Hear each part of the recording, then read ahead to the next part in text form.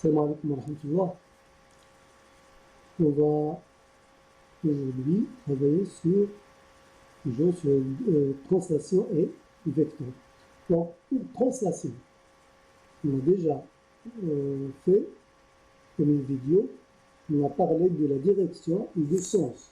La direction d'une droite, par exemple, si on a la droite AB, la direction de la droite AB, et le sens de A vers B, ou bien de B vers A. Il faut voir les vidéos. Maintenant, on a trois droites ici. On a trois droites qui sont parallèles. Ces trois droites sont parallèles. Donc, par exemple, si je prends le point, ce point, le déplacement de ce point, il se déplace sur la droite. Il se déplace, c'est la translation de ce point sur une seule droite. C'est un déplacement, ou bien le déplacement, par exemple, de ce segment.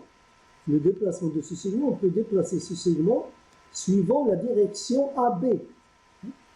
On déplace ce segment suivant la direction AB.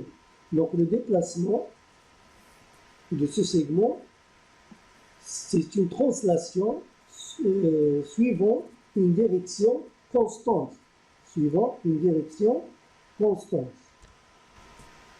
Maintenant, on passe à la translation. La translation, on a dit que c'est une transformation, c'est un déplacement qui consiste à faire glisser un objet d'un point vers un autre point.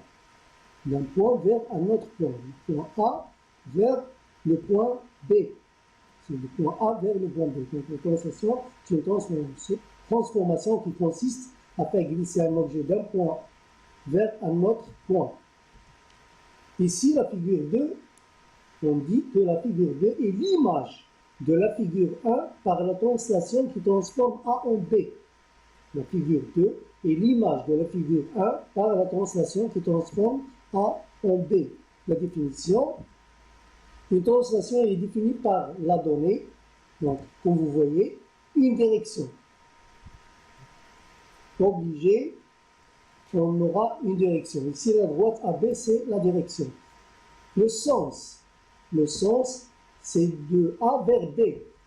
Et la longueur,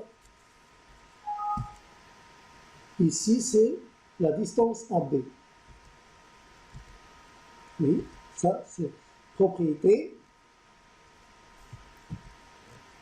Une translation, il conserve, vous voyez, la distance, les angles et surface. On va voir tout ça aux exercices. Transformer une droite en une droite qui lui est parallèle.